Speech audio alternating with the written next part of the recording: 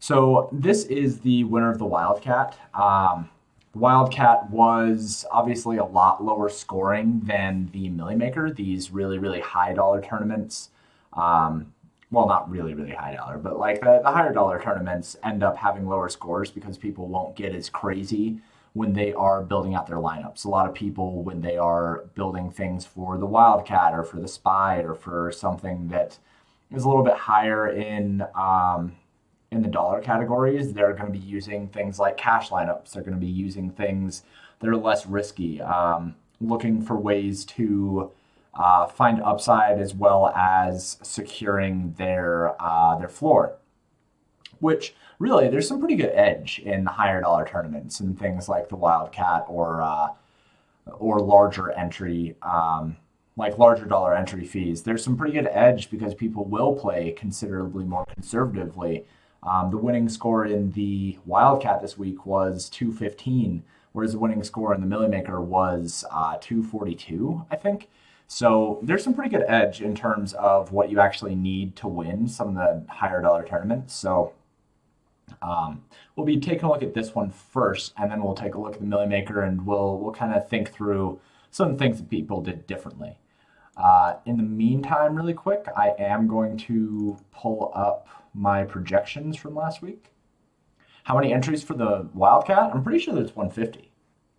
Yeah. You can do 150 in the Wildcat. Like Brennan Adams, his 100th lineup ended up taking ninth for 10K. But if you entered in 100 lineups into the Wildcat, then you end up spending, what, 300 or 33,000? So 10,000 doesn't really matter for him in that instance.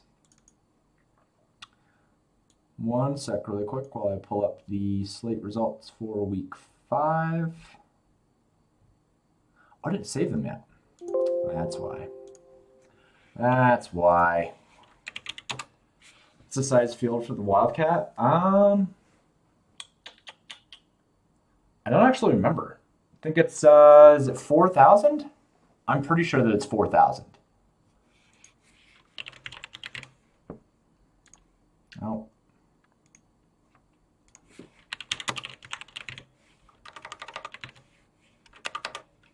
Yeah, I'm pretty sure that it's 4,000 entries if I remember off the top of my head.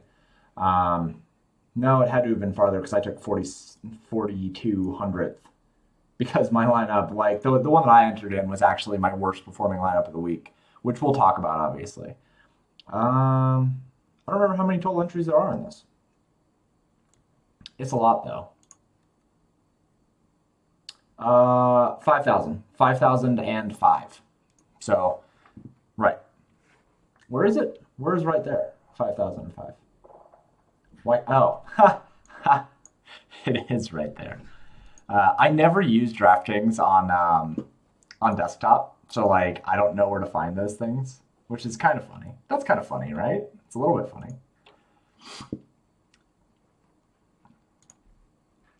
All right.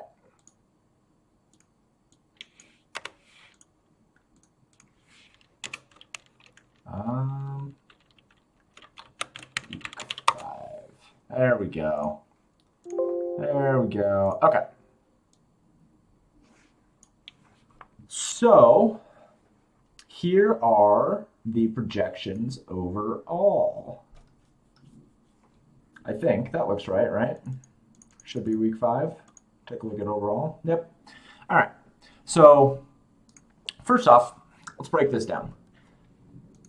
First place person put up 215.90. He ended up with a Kansas City stack: Patrick Mahomes, Sammy Watkins, and Travis Kelce.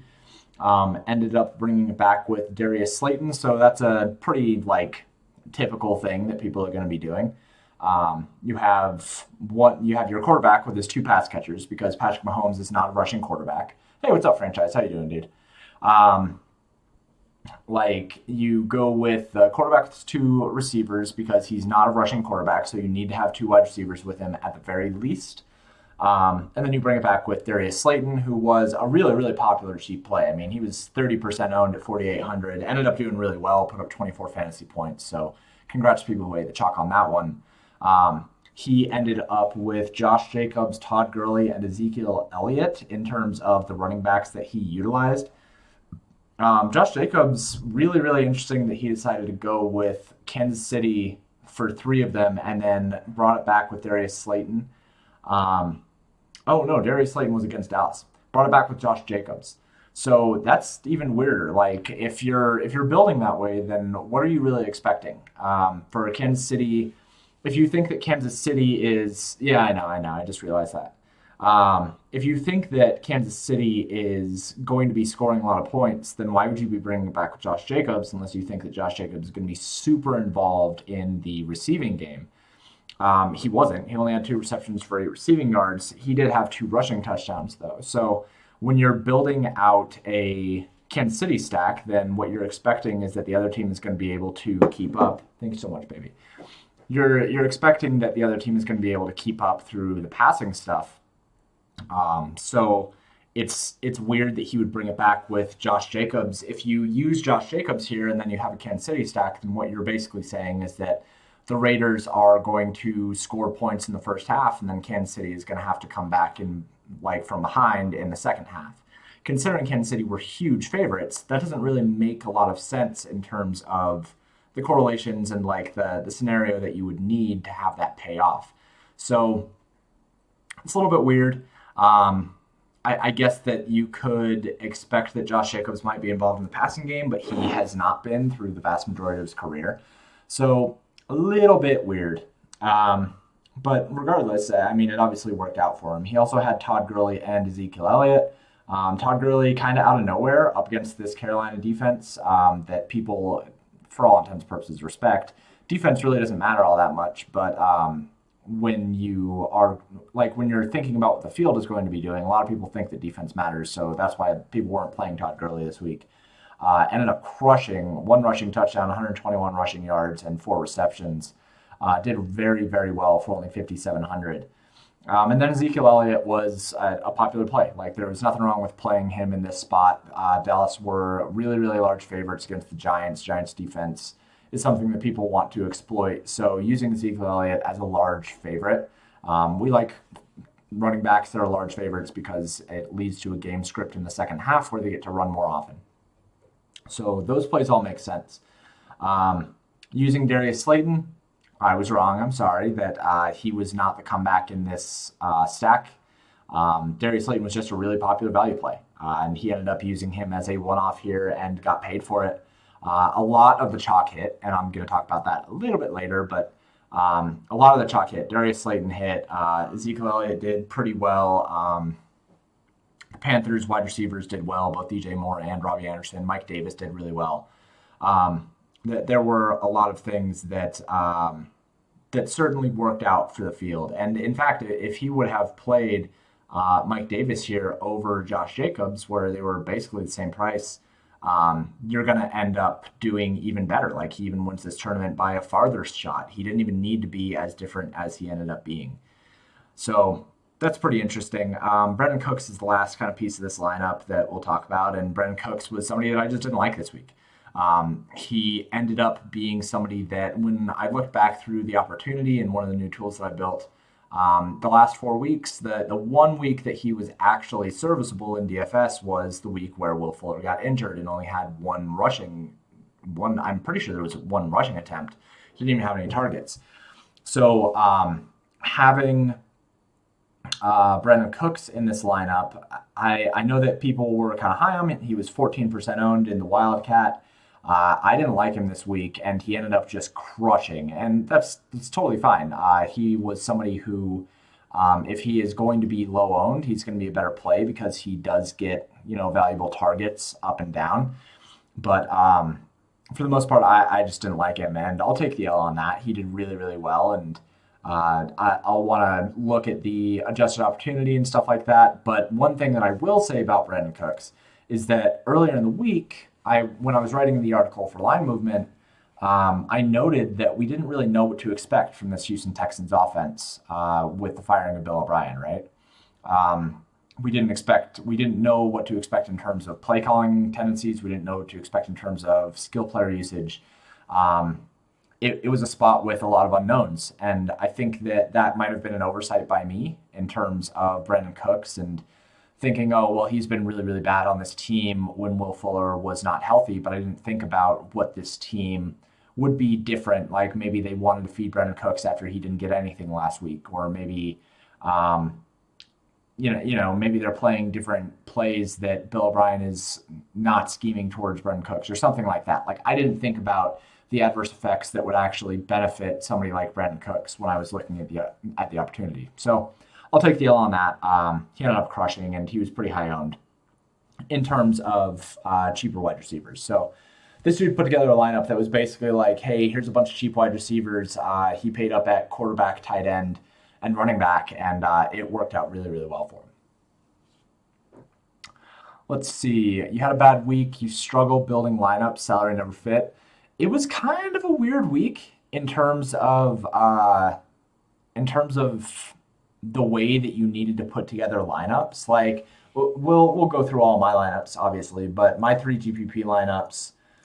I was okay with building this one. This one was pretty easy. I was able to have pretty much everyone that I wanted. I went through, and Kyler Murray was only relatively expensive. DeAndre Hopkins was expensive, but this one was pretty easy if you use Zacchaeus. Deshaun Watson, this one was pretty easy to put together as well. I got everybody that I pretty much wanted, but again, because of Zacchaeus. And this one was the hardest one to put together, but I was able to fit everybody that I wanted.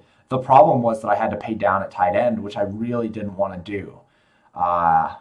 And I'll talk about that a little bit more when we get to my lineups. But yeah, I think that it was kind of a weird way to build. I think this slate was pretty straightforward, but I think it was kind of a weird way to build. Cooks couldn't do this when I played him last week. Sucks, man. He killed all of us. Might be expecting Raiders to pass, but run Jacobs in the red zone. Yeah, that's a fair way to think about it. And but like if we go into, since I have these up, we can go take a look at the red zone splits. So should we have expected more rushing touchdowns than passing touchdowns from the Raiders? The Raiders are more pass heavy by a little bit, right? So they are 59% in the red zone in terms of passing plays and 40.7% in terms of running plays. That being said, they do up the run a little bit. When they are out of the red zone, they're 37.73% run plays. In the red zone, they do up it a little bit. Josh Jacobs is projected for about 0.9 touchdowns or so. And even if you go to running back and QB touchdown rates, whereas obviously Calvin Ridley doesn't belong there. But where was Mr. Josh Jacobs? Yeah, he wasn't even that high here. And it's because he doesn't get receiving touchdowns, right? So, I don't know. I guess that you could expect him to take advantage in the red zone, but I think it's kind of a thin play. It worked out for him, but like, why wouldn't you just play Mike Davis there? There's no reason to get that different. And if you're going up against the Las Vegas Raiders, like instead of say Slayton, then you play Henry Ruggs and you have like the same lineup. So like there are ways to improve this. Like instead of Josh Jacobs, you go with Mike Davis, and then instead of Darius Slayton, you go with Henry Ruggs, and you end up actually scoring more points and having the correlations make a lot more sense. So that like even though this lineup won the GPP, like it could have been better if he would have played to his correlations. James got cookies. Actually, this is banana bread or pumpkin bread. It's pumpkin bread, which is delicious. I've already had 3 cookies, and now I'm going to be eating banana bread. So I'll be fat by the end of this podcast or Twitch stream. Weird weeks, wide receiver chalk hit and the running back chalk didn't hit. I think running back chalk hit. It was fine. I mean, like the biggest problem with the running back chalk was Clyde Edwards-Helaire, right? Like the Mike Davis hit pretty well. Ezekiel Elliott was pretty good. I mean, 23.5 fantasy points is not terrible. And he was 9 yards short of the rushing bonus too. So I think that the running back plays actually did pretty well. We can go look at the projections again. So like who was going to be chalk here? Who do we have projected chalk? So Mike Davis hit. He had 29 fantasy points. Ezekiel Elliott actually hit what I had him projected for. Clyde Edwards-Helaire sucked. Kareem Hunt, I think, put up what, like 18, 19 fantasy points, something like that. Um, Jarek McKinnon was bad. Like Mostert just started and took over for him. And then Josh Jacobs and Todd Gurley, surprisingly, those guys were both projected over 10% owned. So, I mean, I think that if you're just looking at these three, who were the real pieces of chalk, like Clyde Edwards-Helaire is the one that didn't hit, and like that's fine. Hunt 18, yeah. Slate in correlation with Zeke. Is that really correlation though? I feel like he played Slayton because he was a really really popular cheap play. I don't think that he thought about the correlation. If he was thinking about correlation here, he's not playing Josh Jacobs. I think a lot of pros play the secondary stack. We'll talk about secondary stacks that I had in my lineups too. It's a really important thing to do. I'm always here. Would you make me a Twitch mod to get rid of the bots as you speak? Yeah, I don't know how to do any of that. Like, we can talk about it. I need fucking once guy to teach me how to Twitch stream, man. I don't know what I'm doing. Regardless, this is a pretty good lineup. It could have been improved on though. Like he didn't quite have as much correlation as he should have had, and this lineup could have been better. Moving on to the winner of the Millie Maker. This is also a Kansas City stack, no surprise. Whereas he had Patrick Mahomes, Tyreek Hill, and Travis Kelce. He did not bring it back with anybody, however. He just went with those three, which is really interesting. Again, like instead of playing Slayton, why would this person not just play Henry Ruggs? They still end up winning the Millie Maker, and they improve their correlation, and it's just a better play to have. That there was just like there was no reason to have Darius Slayton in this lineup. And it makes it even worse that he had Davonte Freeman as well. Like when you have not only the chalky, cheap wide receiver that's going to need to be able to do well in order to get there, and like you probably most of the time need a touchdown from them, ending up with Darius Slayton and Davonte Freeman together, it just doesn't make sense. Like the correlations are totally out of whack. Patrick Mahomes, Tyreek Hill, and Travis Kelce was obviously a really, really good stack. I talked about that in the Discord and in my recipe for success. Really like the Kansas City stack. He didn't bring it back with anybody. He used Darius Slayton, who's a chalky, cheap wide receiver. He used Davonte Freeman, who I did talk about in the Discord. I noticed that he was getting ramped up a little bit with the Giants since they signed him, and I thought that at the price it probably made sense as a pay down since everybody else was wanting to pay into the 6K range.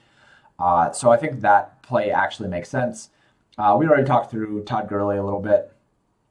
Robbie Anderson was a really, really popular wide receiver for Carolina. Ended up doing really well, having 112 receiving yards and 8 receptions. He was only 5,900. Like, if he's a little bit more expensive, though, 22.5 really isn't that good. So he did okay. Like, the chalk, all of the chalk basically did just enough to be considered good.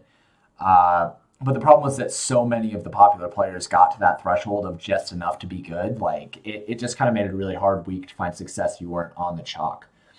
The last play is fucking Chase Claypool, who this dude just lucked into it. Like, you don't play Chase Claypool because you have any understanding of, like, why you're playing him. The only reason why he ended up crushing so hard was because Deontay Johnson got injured, and then he ended up with 3 receiving touchdowns and a rushing touchdown, which is just wild. Like he, especially considering he played Darius Slayton and Davonte Freeman together instead of maximizing the correlation for his Kansas City stack. I can pretty easily infer this dude just played Chase Claypool because he fit, and because Philadelphia is bad on defense.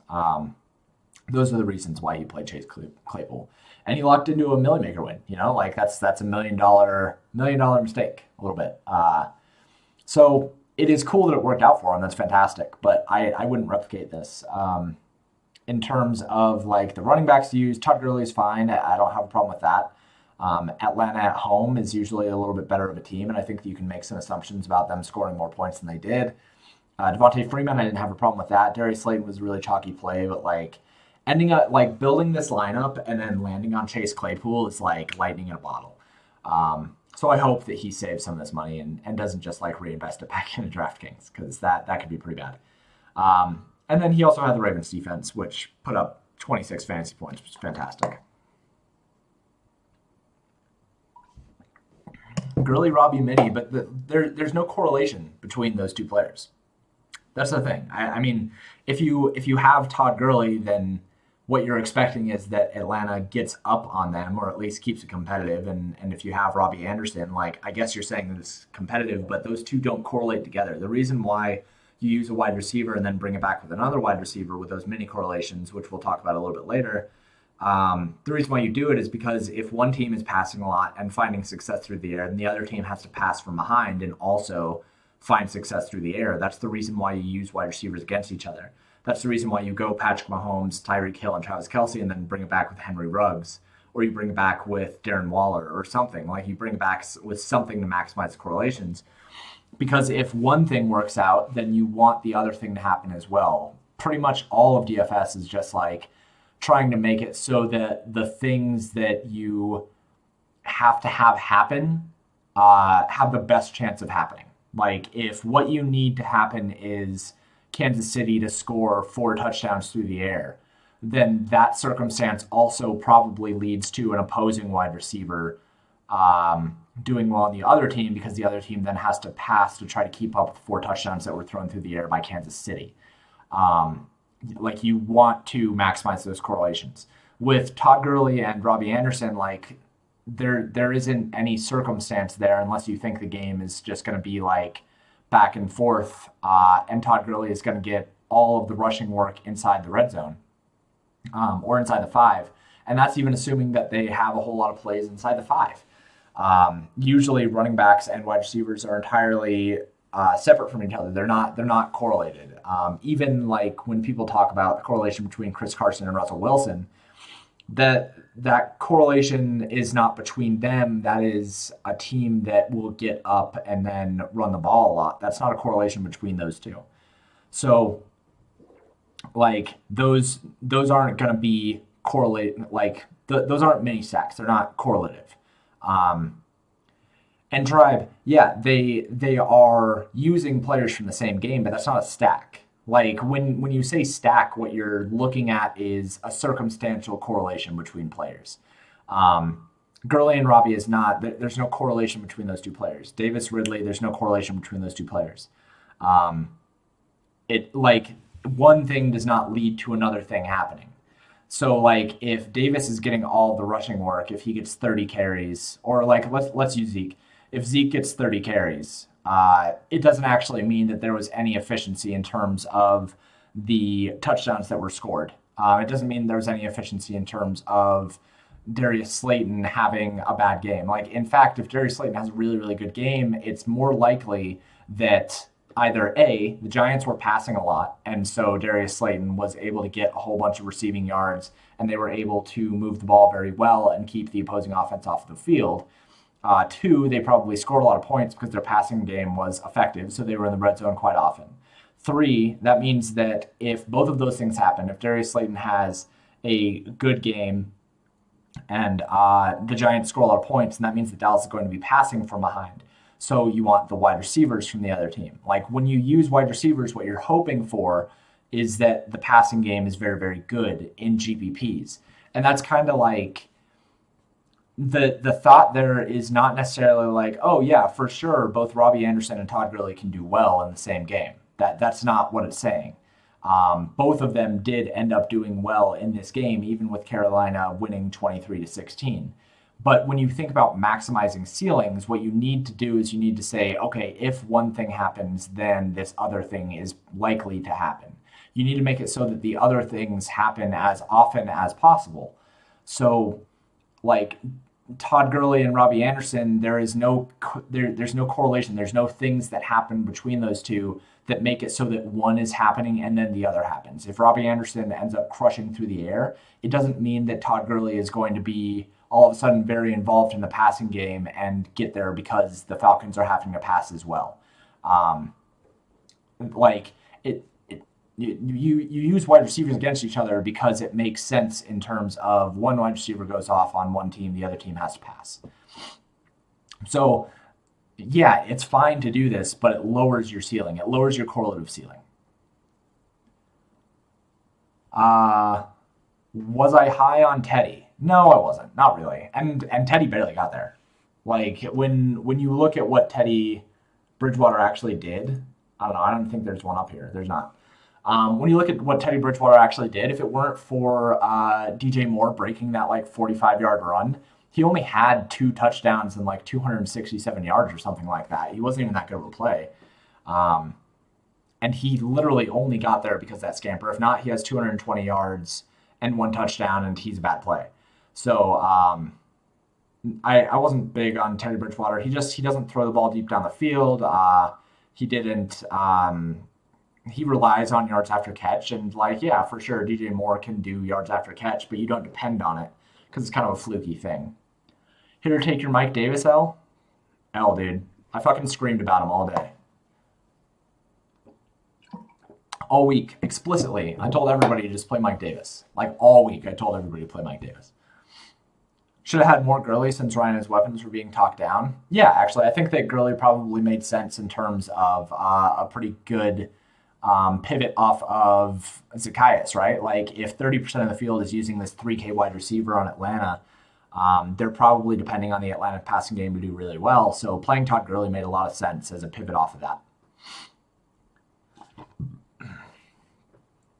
Let's see. You don't know how people were on Gurley?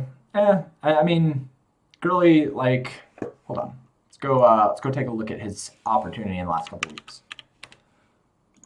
with the neato little opportunity search tool that we got here.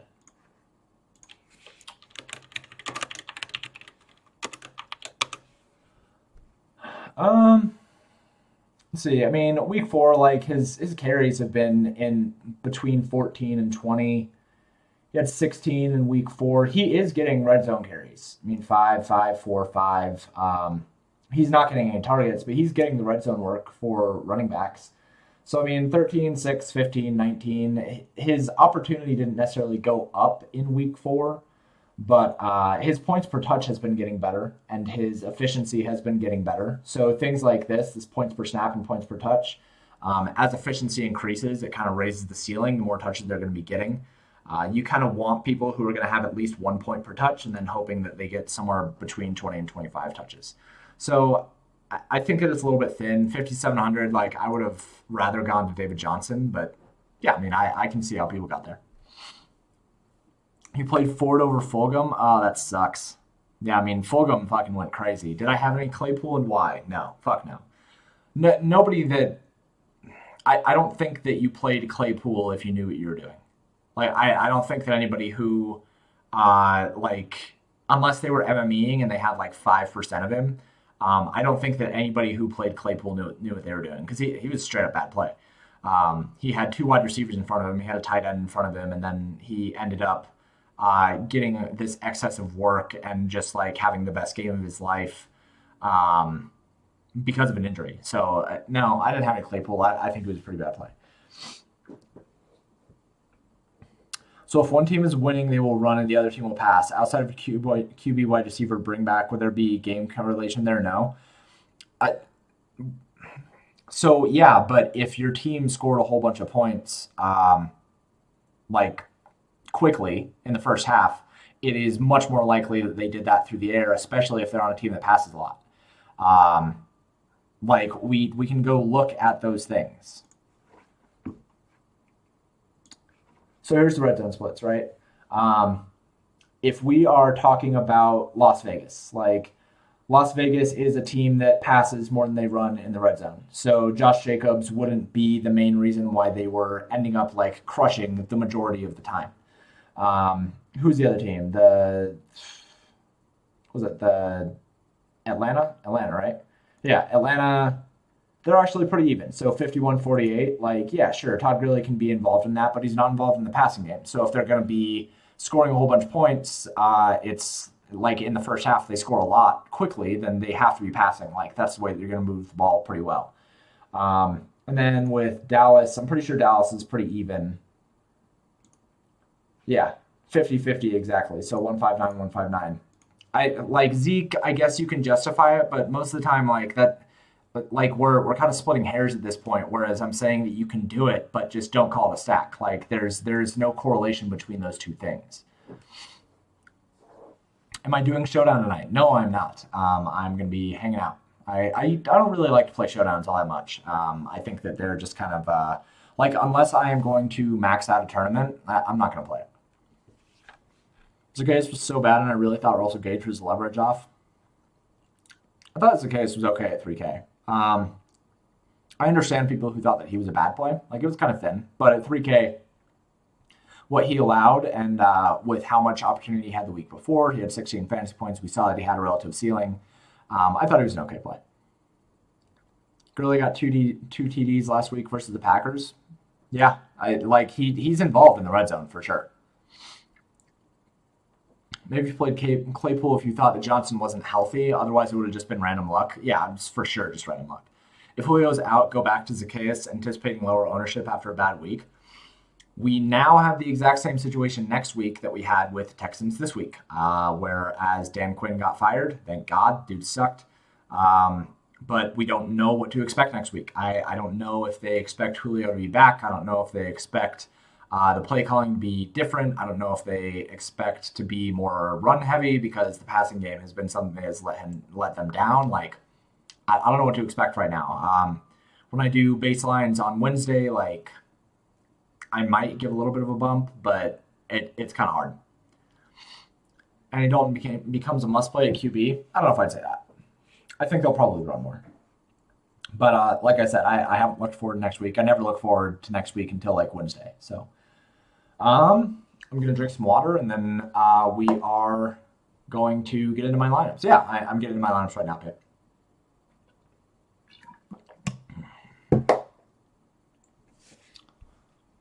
All right. So we will go into my lineups now. So this is my cash game lineup. It was pretty easy for me to build. Like, I had no problems building this. It was just all of the chalk that I could possibly fit, and it fit like a glove, right? So I started this with Ezekiel, Elliott, Clyde Edwards-Helaire, Mike Davis, Olamide Zacchaeus, Darius Slayton, and Robbie Anderson. Like, I just automatically put that in because that was super easy. Like, everybody was going to be playing those guys. There was no reason for me to pivot away from them. They were all chalk, and that was really, really easy to build. And then the only open spots that I had left were quarterback, tight end, and the Texans. I went with Bridgewater just because I had Robbie Anderson, and I had Zacchaeus coming back against Robbie Anderson, so that was a pretty easy choice to make as well. I didn't really like him, but again, he was going to be chalk, so it doesn't really matter. And then I went with Kittle. I thought that Kittle would do a little bit better against Miami, but Miami blew the fucking doors off San Francisco, so is what it is. Again, he was super popular, so I didn't care. And then I played the Texans defense, which I had rated as a very, very good defense against Jacksonville, who allows a lot of sacks. So cash was really, really easy this week. I think I ended up 20% or something like that in cash. It was really, really easy this week. Sometimes it just comes together like that. So that was pretty easy for me. And then my 3 GPP lineups. So I had a Arizona stack where I had Kyler Murray with DeAndre Hopkins. I don't need to have more than one pass catcher with Kyler Murray because he runs the ball so much. I did end up bringing it back with Jameson Crowder, so that was pretty cool as well. He did very, very well. I used Zacchaeus and Robbie Anderson as a secondary stack for that Carolina Atlanta game, and I liked using Olamide Zacchaeus. I don't know if I'm pronouncing his name right, but I liked using him in stacks and as a mini stack because it was just really, really easy. If him and Robbie Anderson were going to be really popular, it just made it so that, one, the salary savings was there, and two, it let me eat some chalk. Like, I'm okay with eating chalk in GPPs so long as I know that I'm going to be different. I knew that I was going to be different because I was using Antonio Gibson and Jameson Crowder, and I would be using the Cowboys defense. So because of those three things, like, I didn't really need to be that different. I did throw in James Conner with Antonio Gibson for my running backs here. This was the lineup that I wanted to be different and not use Mike Davis. And the only reason why I didn't use Mike Davis here was because I was using Robbie Anderson.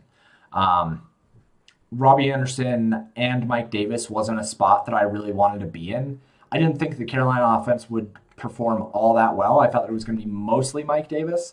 But since I was already using Olamide, I decided I'd use Robbie Anderson just because I wanted that secondary stack. And just in case that game did go off, I knew that I had enough enough difference in this lineup to where I didn't need to be fading away from Robbie Anderson and all my Zacchaeus. But I wanted to make sure that I maximized the upside for Robbie Anderson and didn't use Mike Davis. So I used James Conner, who I was really high on, and Antonio Gibson, who I was also really high on. If you look at Antonio Gibson's opportunity leading up to week 5, you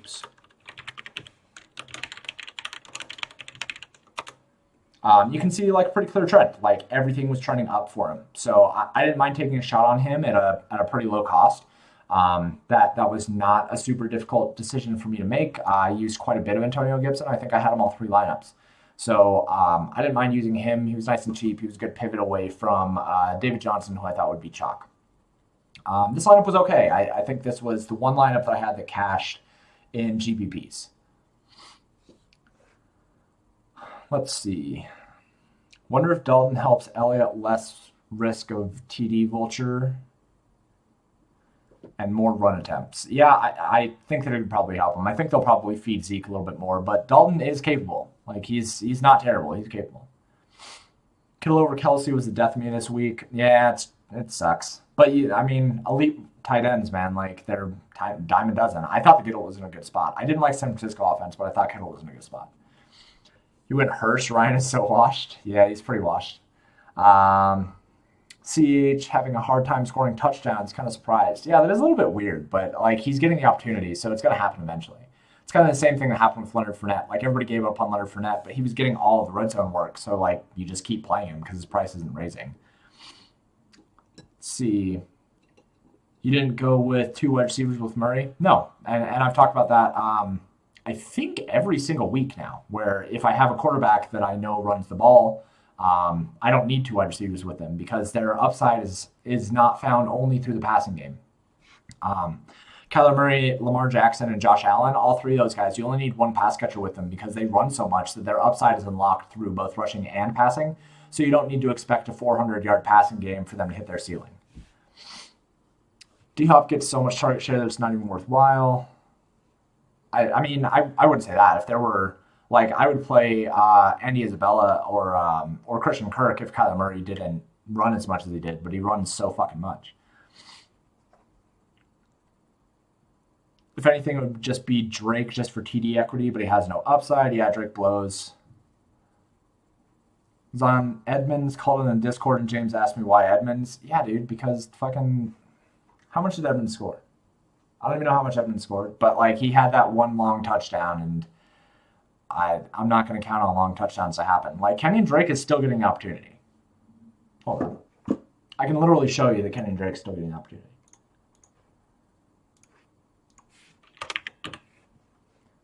Scored like 20. 5 catches, 56 yards though.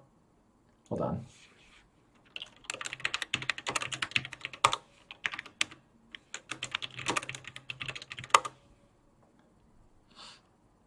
Oh. All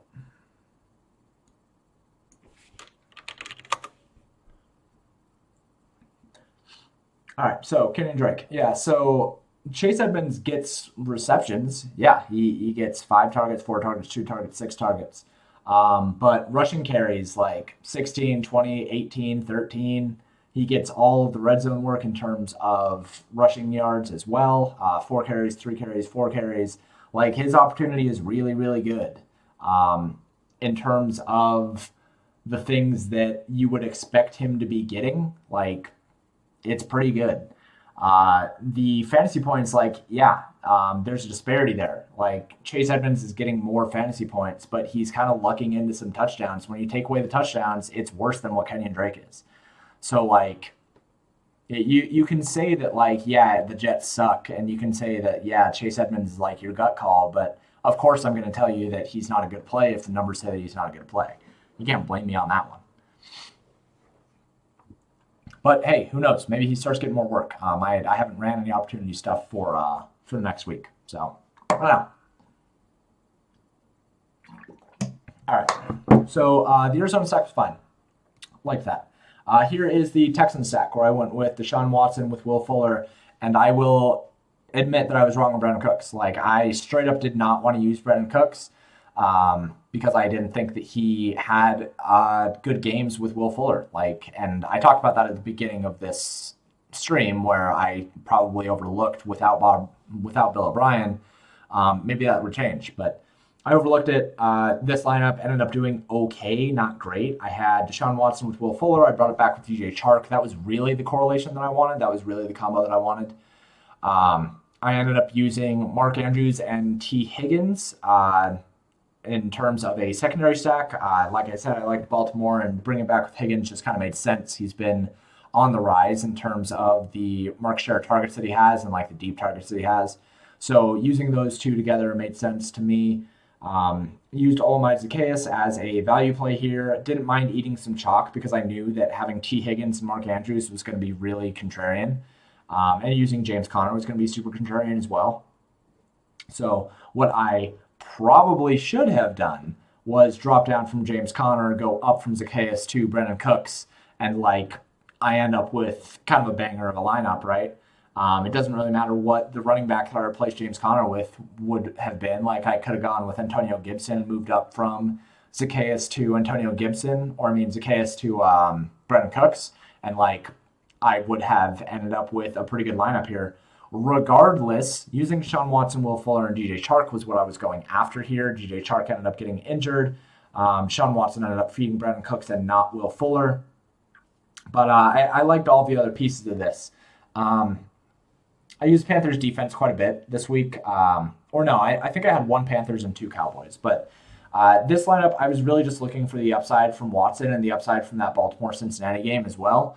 I usually try in my lineups to tie in correlation. I keep a really, really tight core. If I like three teams, then I try to combine those three teams together in all three of my lineups so that if I'm right about the week, then I'm really, really right, and I really, really get paid for it. And then here is the lineup that I had in the Millie Maker, and the Wildcat, and the $3. This was my heaviest exposure lineup, and it's hilarious because it placed pretty much last in every single tournament.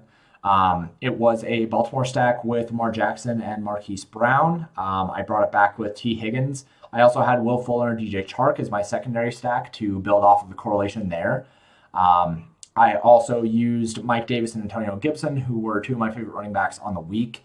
Had to use Eric Ebron, even though I didn't really love using Eric Ebron. I didn't want to pay down at tight end this week, but I could not find a way to pay up to a tight end that I actually wanted, which sucks.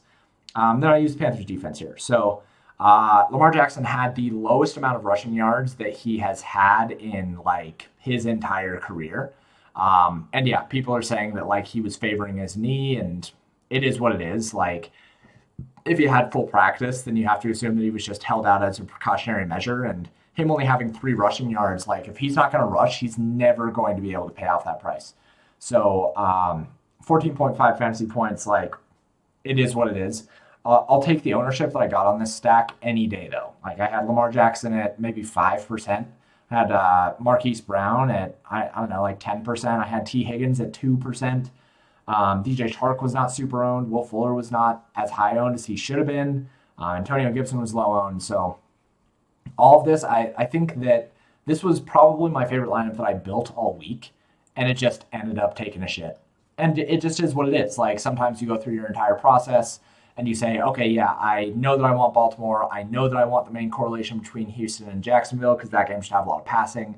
I know that I want Mike Davis and Antonio Gibson as my running backs because I think they offer a lot of value.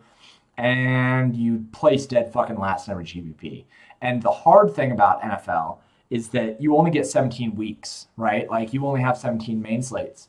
So when you build something that you really, really like, it can be really deflating to see it perform like this one did, especially when it's your heaviest volume lineup. And you just kind of got to brush it off and say, all right, well, the process, I think, led me to the plays that I wanted.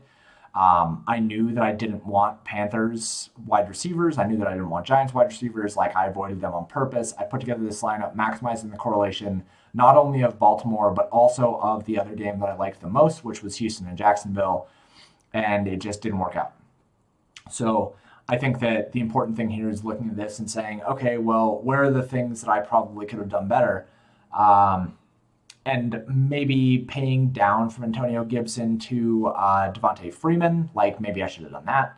Maybe I should have, instead of going with Will Fuller, paid down to Brennan Cooks so that I could get up from Eric Ebron to a tight end that I actually wanted. Maybe I could have done that. But for the most part, like I got all the correlations that I wanted, I got all the games that I wanted, and it just didn't work out. So that was my lineup in the Millie Maker. For Vane, I think, was the one that was asking for it. But yeah, life's hard, dude. Life's hard.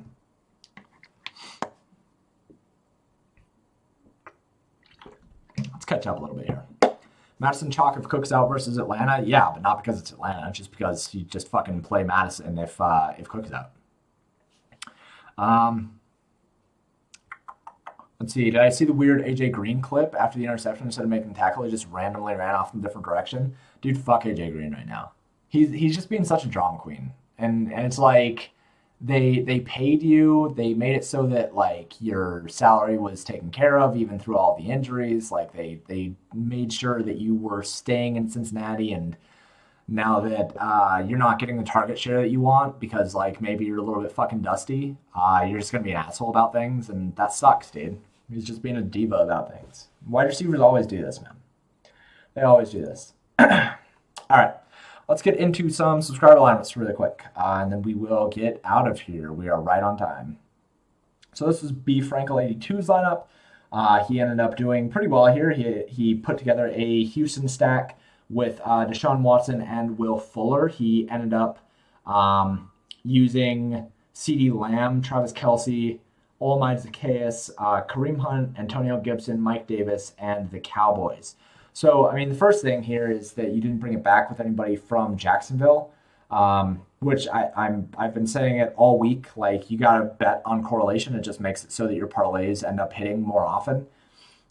You could have replaced either Kareem Hunt or Olamide Zacchaeus and dropped down from Kelce or something like that. Obviously, CeeDee Lamb ended up doing really, really well. But you probably should have gone with DJ Chark, who was just like he was the perfect correlation piece to a Houston and Jacksonville lineup with the targets he was getting and how deep they were and how much touchdown equity he had. So I first off, like I want to say that where you should have maximized the correlation.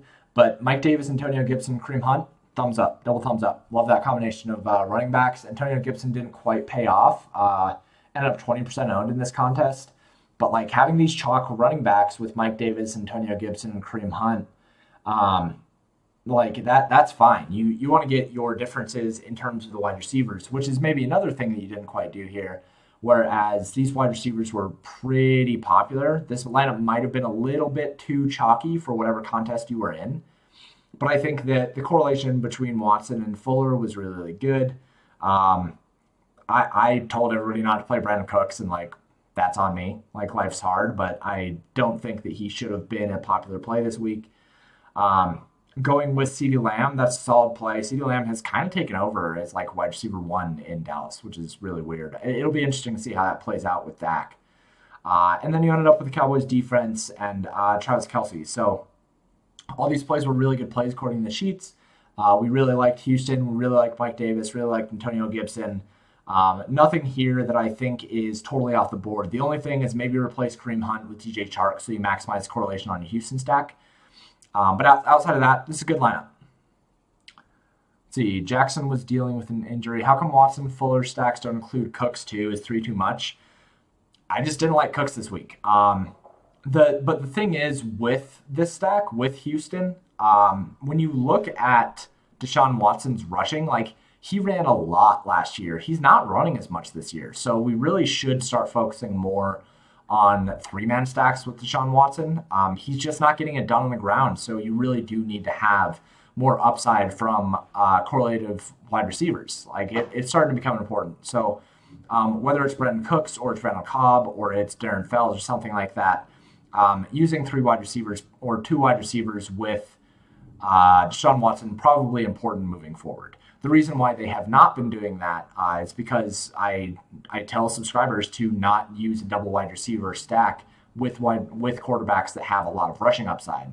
Deshaun Watson just doesn't have it this year. Maybe he will moving forward, but he has not had it so far. This is ZKDK 3013. This is sequence 1013 in the Discord. He ended up with, a Jacksonville stack with Gardner Minshew, DJ Chark, and Laviska Shenault brought back with Will Fuller. This is something that I talked a lot about this week, and I was really, really into this side of the game.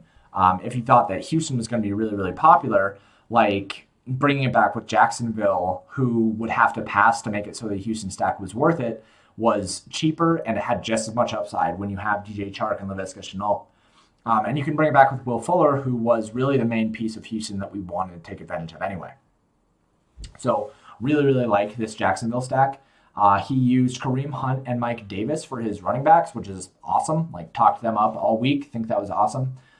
Had Travis Kelce and Olamide Zaccheaus along with the Ravens defense. So the only thing here is, instead of using Kelce and Zaccheaus, like, try to find one more secondary stack, right? Try to use maybe a tight end with a wide receiver. Maybe use like Hayden Hurst with Robbie Anderson or something like that. I think you might have been able to afford that with this stack. But just add another secondary stack, and this lineup is awesome. Like, there's a lot of upside here. We knew that Houston was going to be, one, popular, and two, passing a lot. So taking advantage of the Jacksonville side of things, I thought was a really, really good idea. It was a really good pivot away from the chalk, and something that would correlate well with the chalk and leverage the field pretty well. There's nothing in this lineup that I don't like. The only thing would be that instead of Kelce and Zaccheaus, use a secondary stack. Let's see. So Jackson, Brown, and Andrews, not a good idea? No. I think that on a regular day where Lamar Jackson is actually running, using two of his wideouts is not going to be a good idea. Like, Andrews is actually very, very touchdown dependent. So if Andrews isn't getting touchdowns, if Andrews is getting touchdowns, then that means that either one of Jackson or Brown are not getting the touchdowns. Like, Jackson is still passing them and he's not running them, but Brown is definitely not getting the touchdowns. And if Jackson is getting all the touchdowns, that means that Andrews is not. And if Jackson is connecting with Brown, that means that Andrews is not. So with a regular Lamar Jackson game where he is going to be rushing the ball a lot and he is taking the ground a lot, it just doesn't make sense to use two wide receivers with him. You use either Brown or Andrews. Usually I like Andrews because it takes up a priority position with tight end, but using Brown this week I think made a lot of sense. All right, so here is another lineup where this is rough. Went with Matt Ryan, Calvin Ridley, and Olamide Zaccheaus. Ended up not bringing it back with anybody, so there's mistake number one. Used Ezekiel Elliott and Clyde Edwards-Helaire with Antonio Gibson for his running backs. This is a pretty nice mix of the chalk. Ezekiel Elliott and Clyde Edwards-Helaire, they were really good running back plays. It's just that they didn't quite work out. So it is what it is. Thanks very much, baby. I would have played Ezekiel Elliott and Clyde Edwards-Helaire in this lineup and on this slate in weeks moving forward. Like, the only thing I didn't like about Clyde Edwards-Helaire was that people are kind of clinging to the first 2 weeks where he had a whole bunch of opportunity, and he hasn't had as much opportunity as of late. You can see over on the player lookup tool, which, again, I keep plugging this, but like, it's a cool tool that I built for the community, and it's in the Discord right now. But if you go Clyde Edwards-Helaire, like, you can kind of see that this first week was fantastic, but it was by far his best week in terms of opportunity. And since then, I mean, week 2 was okay. He was still getting a pretty good points per touch, but like, it started to drop off. Week 3, he still got 6 targets, but he ended up only having 2 red zone carries. Even though he had 20 rushes, like, he only had 2 red zone carries. So his points per touch was going down. Week 4, his points per touch went down even farther. It just, like, it hasn't really looked like his ceiling was coming into this next week. So that was something that kind of held me off of him a little bit, but I still thought he was a really good play and, like, pretty good chalk. You should have brought back Calvin Ridley and Olamide Zaccheaus with either DJ Moore or Robbie Anderson. Either one of them would have been fine. Playing Zach Ertz here against Deontay Johnson, though, I understand why you did that, where you had the secondary stack of Zach Ertz and Deontay Johnson and hoping that that game would be a shootout. So I guess what you kind of faced yourself with here is playing Antonio Gibson, or I guess the 2v2 is Antonio Gibson and Clyde Edwards-Helaire, or Antonio Gibson and Robbie Anderson. And I would have preferred that you go with Antonio Gibson and Robbie Anderson here, so that you maximize correlation on your Matt Ryan passing attack, and you can pay up a little bit farther at defense. So I understand what you were doing with Deontay Johnson and Zach Ertz, and I'm fine with that, but switch up Antonio Gibson instead of Edwards-Helaire and play Robbie Anderson. That way you're still having plenty of chalk, like Robbie Anderson was still 30% owned. You're not losing that much chalk equity by getting rid of Clyde Edwards-Helaire, but you're increasing your correlation in your lineup. And then this would have been a really, really good lineup. It definitely got unlucky. Like, Atlanta just looked like such fucking trash. And there's nothing you can do about that. They rated really, really well as a stack. Ended up being like something that just didn't work out. But I understand why you built the lineup the way that you did. I think that it was a fine lineup. It just didn't work out. Just tune in the stream if you talked about triple stacks with run backs games yet. Yeah. So basically what we came down to was that when somebody is using a running back with an opposing wide receiver stack, like, you are getting more equity of the scoring that is done in the game. Like, if you have a wide receiver and a running back, like, say that if you had this lineup, right? Like, if you went with Matt Ryan, Olamide Zaccheaus, and Calvin Ridley, and then you ended up using Mike Davis instead of Ezekiel Elliott, with Antonio Gibson, and then with Robbie Anderson, right? Basically what you're hoping for there is like a 40-40 game where Mike Davis is super involved in the passing game, right? And you don't have any correlation between Mike Davis and the rest of the passing attack. Even though he does get plenty of passing work, it's just thin. Like, we used to be able to do it with the Steelers, right? Where you were able to use Antonio Brown and Le'Veon Bell because they were the two number one options on that offense, point blank, period. Like, there was no reason why you couldn't use Le'Veon Bell and Antonio Brown against their opponents, because their opponents were passing a lot, and those two were the reason why there was so much scoring. I don't think that we really have that as much anymore in the league. There's only a couple teams that have such a really, really small amount of the scoring dispersed between 2 points. Like the Panthers, I guess if CMC was healthy, like, you could say that Robbie Anderson and CMC would be that combo, but we don't really have that right now. For the most part, I think that you're taking away from your ceiling quite a bit. There's usually going to be a running back that can be better. If a game explodes through the air, there's usually going to be a running back that can be better than the running back in that game. So I don't think that it's necessarily the right way to do it. I think that if you expect a game to go way over the implied total and players are cheap enough, that's one thing. Like, if Mike Davis was only 4K this week, then yeah, you can use him with Robbie Anderson and Teddy Bridgewater and then bring it back with 2 wide receivers from the Falcons or whatever, just because he was so cheap. But I think it's more price dependent than it is like game script dependent. I think the correlation isn't really there, but if it's cheap enough, then you can probably end up doing it. So we're going to get to the last lineup here, the last subscriber lineup, and then we'll get out of here. This one is from M. Kinsley 3790. He ended up with a Carolina sack and like a straight up Carolina fucking onslaught. And this is kind of what I was just talking about.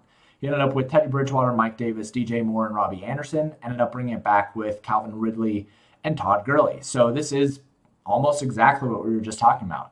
And it worked out pretty well for him here. Carolina ended up scoring pretty well. Robbie Anderson, Mike Davis, DJ Moore, and Robbie Anderson, for all intents and purposes, had 20-plus fantasy points. Todd Gurley and Calvin Ridley were basically the engine for the Atlanta offense that could not move the ball.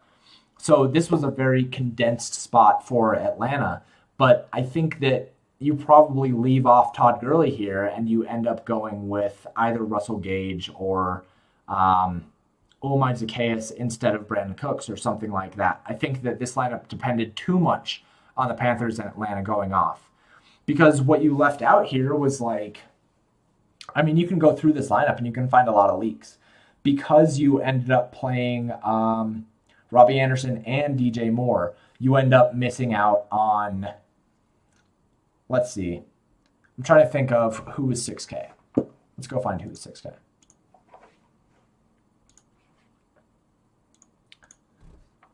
All right, so because you ended up playing these two together in your GPP lineup, like you missed out on CeeDee Lamb, who ended up doing better than DJ Moore. You ended up missing out on Jameson Crowder, who ended up doing better than both of them. You ended up missing out on Marquise Brown, who ended up doing as well as DJ Moore did. Like there are a lot of spots where you could have had a wide receiver that ended up doing at least as well or better. If you drop down, like you can have Darius Slayton. You could have had Henry Ruggs. Like there are other wide receivers that ended up doing just as well without forcing all of this correlation, because here you are over correlated, where you have all of this Carolina and like, yeah, you probably have all of the scoring, but they only scored 23 real life points. So if you expected them to score like 40 real life points, then yeah, sure, you can do something like this, but understand that it's bad. Like it's you have over correlated, and now you're likely missing out on fantasy points from other wide receivers that could have done just as well. You can kind of say the same thing about Calvin Ridley and Todd Gurley. Like there were other running backs or wide receivers that ended up doing pretty well for the price that you had to pay for Calvin Ridley. There were other running backs that were cheaper that ended up doing just as well as Todd Gurley. Like you kind of have to pick and choose. If you over correlate like this and you depend too much on one game, and at that point, like you're missing out on all the other opportunities to, one, avoid chalk, and two, maximize your ceiling. So in this lineup, like if you just take out Mike Davis and Todd Gurley and end up replacing them with running back X and running back Y, then this lineup's fine. Going with Bridgewater, DJ Moore, Robbie Anderson, and bringing back with Calvin Ridley. But I think that you way over correlated here. Using Brennan Cooks and Darren Waller was fine. Brennan Cooks as a pretty good value play across the industry, except for me, because I'll take the L on that. But for the most part, this lineup just got over-correlated. Try to find some other wide receivers that are in similar price ranges, and it like instead of DJ Moore, or try to use a running back that's not Mike Davis or something like that. Because yeah, you got all the Panthers scoring, but they didn't score that many times. And God forbid, like DJ Moore gets, or Robbie Anderson gets 2 touchdowns and DJ Moore gets 0, and then you're really up shit's creek because you didn't get anything from your secondary correlative wide receiver with your stack, when you could have had other wide receivers that ended up doing well. So overall, like to close out, I think this week probably made sense. There were a lot of things that were pretty straightforward. All of the chalk pretty much got there outside of a couple guys like CEH, which sucks. But when the chalk really gets there, it's going to be hard for people like me to end up doing super well. But that's okay, because I go into GPPs expecting to fight the chalk, and I'll live to fight another day. So thank you guys so much for tuning in. Thank you so much for subscribing to paydirt.ghost.io. If you do not already subscribe over there, go throw a subscription in. It's only $25 a month. We've got an awesome community. And the NFL season has been a lot of fun so far, and it's just going to keep getting better. I do these streams every Monday. I also do a NFL stream for the Slate on Saturdays. So subscribe here, put on notifications. Thank you so much for tuning in. I am going to go eat some dinner and get ready for week 6. But thanks, guys.